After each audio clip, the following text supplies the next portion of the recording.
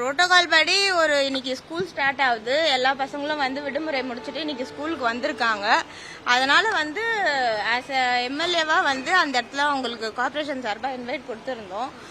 8:45க்கு வந்து ஈவெண்ட் சொல்லியிருந்தோம். 9 o'clock தான் அவங்க ஈவெண்ட்டுக்கே வந்தாங்க. ஸோ அவங்க சொல்றப்பல புறக்கணிக்கிறதா இருந்தா 8:30க்கு நாங்க எல்லாருமே அங்க போயிருந்தோமே, நாங்க ரிப்பன் கட் பண்ணிட்டு போயிருந்திருக்கலாமே. புறக்கணிக்கலே, எம்எல்ஏ வருவாங்கன்னாங்க, அதனால நம்ம இருந்தோம்.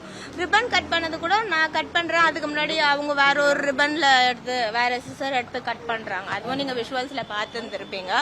அதே போல உள்ள போயிட்டு குத்துவிளக்கு ஏத்திட்டு, நீங்க எல்லாருமே வந்து கார்பரேஷன் ஃபாலோ பண்றவங்க தான் பார்த்திருப்பீங்க. குத்துவிளக்கு ஒவ்வொருத்தரா தான் ஏத்துவாங்க.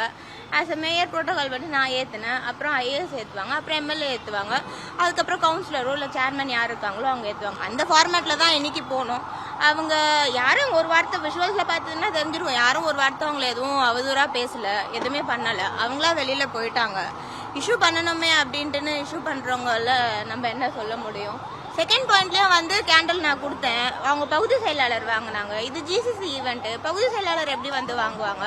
அதனால நான் அவங்க கிட்ட கொடுத்தேன். அவங்க அதை திருப்பி மறுத்துட்டு போயிட்டாங்க. பிரச்சனை பண்ணோமேன்னு பண்றவங்க நம்ம என்ன பண்ண முடியும்?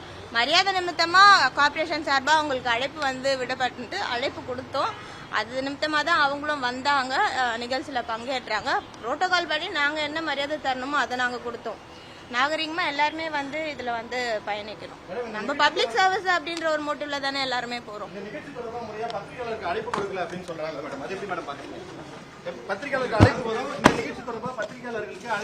யாரு